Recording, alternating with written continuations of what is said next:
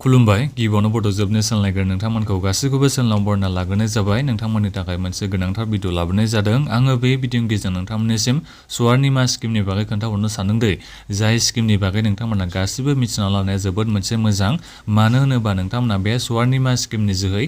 2 लाख रांखौ नोंथांमोना मोननो हागोन दा बेनिखायनो नोंथांमोना बे 2 लाख रांखौ सोर बायदि मानसिया एप्लाइ खालामनानै मोननो हागोन सोर एप्लाइ खालामनो हागोन मा डकुमेन्ट्स नांगौ बोरै एप्लाइ खालामनांगौ आबुङै नोंथांमोना बे भिडिअनि गेजेरजों मिथिनो हागोन दा बेनिखायनो नोंथांमोना बे भिडिअखौ गासिबो जोबजासिम नायलांबानो जाबाय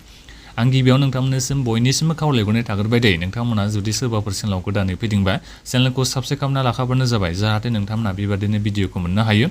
दानिया फैदो जोङो बे स्वारनिमा स्किमनि बागै आबुङै मिथिलांसै भिडिअआ एसे गोलाव जागोन अब्लाबो नोंथांमोना जोबजासिम नायबानो आबुङै मिथिनो हागोन बे स्किमा मानि थाखाय स्किम नोंथांमोना नामखौ नायनो हागोन निउ स्वारनिमा स्किम फर वुमेन हिन्जावसाफोराल' बे स्किमनि थाखाय एप्लाइखौ खालामनो हागोन दै दा हिन्जावसाफ्रा बेसेबां बैसोनिफ्राय एप्लाइ खालामनो हागोन 18 बोसोर बैसो जानायनिफ्रायनो हिन्जावसाफोरा बे स्किमनि थाखाय एप्लाइखौ खालामनो हागोन दै दानिया फैदो जोङो बे स्किमनि माखासे डिटेल्सखौ नायनोसै दा नोंथांमोना नायनो हागोन नै बे स्किमनि जोहै नोंथांमोना 2 लाख रांखौ लन हिसाबै मोननो हागोन नाथायबा लनबाबो बियो इन्ट्रेस्ट रेटआ जोबोद खम आरो नोंथांमोना 5% ल'नो बोसोरसेयाव इन्ट्रेस्ट रेटआ दा बेहाय पार एनामनि खोथाखौसो बुंदों बेहाय मास मोनसेनि खोथाखौ जेबो बुङाखै बोसोरसेयावसो नोंथांमोना इन्ट्रेस्ट रेटआ बेसेबां जागोननो 5%यै नोंथांमोना लननि थाखाय एमाउन्टखौ हरफिननांगोन एबा नोंथांमोना रिपेमेन्ट खालामनांगोन आरो इन्ट्रेस्ट रेटआ बेसेबां मात्र 5%ल' बेसेबां नोंथांमोना बेसेबांसिम लन मोननो हागोननो 2 लाख रांसिम नोंथांमोना लनखौ मोननो हागोन होननानै बेहाय बुंदों दानिया फैदो जोंहा मा बेनिफिट्सखौ बे स्किमनि जोहै मोननो हागोन बेखौथ' आं नोंथांमोननिसिम खोन्थाहरखाबायनोसै 2 लाख रांसिम नोंथांमोना मोननो हागोन नाथायबा इन्ट्रेस्ट रेटआ मात्र 5%ल' जागोन बोसोरसेयावसो बेबो दा बेनिफ्राय फैदो जोङो एलिजिबिलिटि क्राइटेरिया एसे स्पिडै थांनोसै दै एलिजिबिलिटि क्राइटेरिया सोरबादि मानसिया एप्लाइ खालामनो हागोननो हिन्जावसा मानसियाल' बे स्किमनि थाखाय एप्लाइखौ खालामनो हागोन दै दा बेनिफ्राय फैदो जोंहा बे हिन्जावसानि बैसोआ 18 बोसोरनिफ्राय लानानै 55 बोसोरनि सिंनिया गासिबो जायफोर हिन्जावसाफोर नोंथांमोना गासिबो एप्लाइखौ खालामनो हागोन दा बेनिफ्राय बुंदों नोंथांमोना नाथायबा एन्ट्रप्रेनर जानांगोन नोंथांमोना माने फालांगि मावनाय जानांगोननो बेखौ बेहाय बुंदों दै जेनेबा हमना ला नोंथांमोना सोरबाफोर दख'ना दखानफोर होयोबा बे स्किमनि थाखाय नोंथांमोना एप्लाइ खालामना लानो हागोन नोंथांमोना 2 लाख रांसिम लन लानो हागोन नाथायबा इन्ट्रेस्ट रेटआथ' मिथिखाबाय 5%ल' बोसोरसेयाव जोबोद खम इन्ट्रेस्ट रेटआवनो नोंथांमोना लनखौ मोननो हागोन बे स्किमनि जोहै एप्लाइ खालामनानै नोंथांमोना लनखौ लायोबा ओरैनोथ' नोंथांमोना बेंकफ्राव लन लायोबा 5%नि बोसोरसेयाव इन्ट्रेस्ट रेटआव मोननायाथ' जोबोद आसा खमखा बियो दा बेनिफ्राय फैदो जोङो एप्लिकेसन प्रसेसा बोरै जागोन बेखौ एसे खोन्थाहरनो सानदों एप्लिकेसन प्रसेसा नोंथांमोना बेखौ SCA अफिसाव थांनानैसो नोंथांमोना एप्लाइखौ खालामहैनो नांगोन दै दा बे अफिसा बहा दं बेखौ नोंथांमोना मिथिनो थाखाय नैबे लिंक होनाय दं दै बे लिंकआव थांनानै नोंथांमोना नायबानो मिथिनो हागोन इमेल आइडि कन्टेक्ट नाम्बार दंजोबो बेहाय नोंथांमोना कन्टेक्ट खालामबानो जाबाय जुदि नोंथांमोननो लनखौ नांगौबा बे SCA नि फुल फर्मआ मा बेखौ बेहाय होनानै दोनखादों नोंथांमोना नायनो हागोन नै स्टेट चेनेलाइजिं एजेन्सि होननानै बेखौ बुंनाय जादों SCA नि फुल फर्मआ दा बिसोरजों नोंथाङा कन्टेक्टखौ लानांसिगोन जुदि नोंथाङा बे स्किमनि जोहै फैसाखौ जुदि नोंनो नांगौबा दा बेनिफ्राय एप्लाइखौथ' नोंथांमोना बे अफिसावसो थांनानै एप्लाइखौ खालामहैनांगोन होननानै बेखौ खोन्थाखाबाय आङो SCA अफिसाव थांनानै नोंथांमोना बे स्किमनि थाखाय एप्लाइखौ खालामहैनो नांगोन दै मा डकुमेन्ट्स नांगौ बेफोरनि बागै बिथांमोना आबुङै खोन्थाजोबगोन आरो बिथांमोनानो लनखौबो सेंसनखौ बिथांमोनानो खालामना होगोन दा बेनिखायनो नोंथांमोना बे SCA अफिसावसो नोंथांमोना थांनानै बे स्किमनि थाखाय खबरखौ लाहैनांसिगोन एबा नोंथांमोना एप्लाइखौ खालामहैनांगोन एप्लाइ खालामनो थाखाय मा डकुमेन्ट्स नांगोन बेफोरनि बागैबो आं खोन्थाहरगोन नोंथांमोना जेबो सिन्था खालामनाङा नैबेहायल' नोंथांमोना जायफोर एप्लाइ खालामनो सानदों बे लिंकखौ नुदोंना बे लिंकखौ नोंथांमोना आं भिडिअ डिसक्रिपसनाव होनानै दोनगोन दे नोंथांमोना भिडिअ डिसक्रिपसनावल' चेक खालामना नायबानो जाबाय दा बेनिफ्राय फैदो जोङो मा डकुमेन्ट्स नांगोन बे स्किमखौ एप्लाइ खालामनो थाखाय डकुमेन्ट्स बेहाय बारा जेबो गिदिर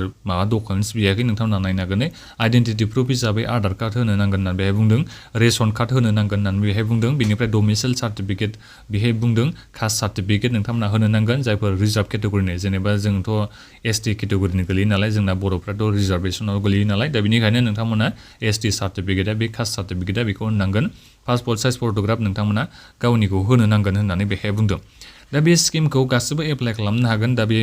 स्किमखौ सोर माबा इमप्लिमेन्टेसन खालामगोन बेफोरनि बागै आबुङै बेहाय लिरना होखादों नोंथांमोना बेखौ नायनो हागोन ministry of social justice and empowerment for women entrepreneurs बे जोंहा बे माबाया मिनिस्ट्रिया बे स्किमखौ सालायो आरो बिनिफ्राय बेकवार्ड क्लासफोरनि थाखाय बे माबाखौ स्किमखौ होनाय जागोन जेनेबा नोंथांमोना जायफोर दायो बिजनेसखौ खालामखायो एन्ट्रप्रिनर जेनेबा फिसा फेनला नोंथांमोना जायफोर दायो माबाफोर बिजनेसफोर खालामोबा एबा फालांगिफोर खालामोबा जायफोर हिन्जावसाफोर नोंथांमोना बे स्किमनि थाखाय एप्लाइखौ खालामना लानो हागोन नाथायबा बेहाय बुंदों आरो नोंथांनि बे फेमिलिनि इनकामा 3 लाखनि खम जानाय जानांगोन होननानै बेहाय बुंदों जेनेबा हमना ला न'खरनि फेमिलिनि इनकामा 3 लाखनि बारा जायोबाथ' नोंथांमोना बे स्किमनि थाखाय एप्लाइ खालामनो हानाय नङा जानो गैयै जायफोर माने फेमिलिनि न'खरनि इनकामा जेनेबा न'खरनि इनकामा 3 लाखनि खमबाथ' नोंथांमोना गासिबो एप्लाइखौ खालामनो हागोन दै जायफोर फिसा फिसौ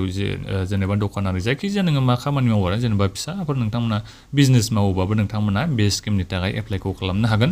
हिन्जावसा मानसिफोरा दा बिनिफ्राय बे लननि खोथायाथ' गासै नोंथांमोना 2 लाखसिम मोननो हागोन होनना बेहाय बुंदों नाथायबा नोंथाङा बेसेबां नांगौ बेखौ नोंथांमोना लानांसिगोन आरो इन्ट्रेस्ट रेटआ बेसेबां मात्र 5%ल' नोंथांमोना बोसोरसेयाव इन्ट्रेस्ट रेट होनांगोन दा बिनिफ्राय रिपेमेन्टनि बेहाय खोथाखौबो बुंदों दे नोंथांमोना नैबेहाय माखासे गाइडलाइन्स होनायाव नोंथांमोना थाङोबा मिथिनो हागोन खै बोसोरसिम नोंथांमोना बेखौ रिपेमेन्ट खालामनांगौ बेखौ बिथांमोना लिरनानै होखादों बेहाय एसे आं नोंथांमोननिसिम खोन्थाहरनो सानदों र' मेक्सिमाम एमाउन्टखौथ' नोंथांमोना मिथिखाबाय खै लाखसिम नोंथांमोना मोननो हागोन बेफोरखौ आं नोंथांमोननिसिम खोन्थाहरजोबखाबायानोसै दा बिनिफ्राय रिपेमेन्टखौ नोंथांमोना खै बोसोरसिमहालागै रिपेमेन्ट खालामनो हागोन बेखौ नोंथांमोना नुदों जानांगौ 8 बोसोरसिमहालागै नोंथांमोना बे माबानि थाखाय लननि थाखाय नोंथांमोना रिपेमेन्टखौ खालामनांगोन अब्ला सानना नायबानो जाबाय जेनेबा 1 लाखखौनो नोंथाङा लायोबा रिपेमेन्टआ जुदि 8 बोसोरसिम नोंथाङा खालामना लायोबाथ' जोबोद माने खम फैसा गोलैहैगोन आरो बियो दा बेखौ नोंथांमोना हिसाब खालामना नायबानो जाबाय दा नोंथांमोना बेलेग बेंकफ्राव जुदि नोङो बिजनेस मावनो थाखाय लन लानो थाङोबा अब्लाथ' इन्ट्रेस्ट रेटआथ' जोबोद बाराखा दा बेनिखायनो बेफोर स्किमनि जे नोंथांमोना लनफोरखौ लानानै जुदि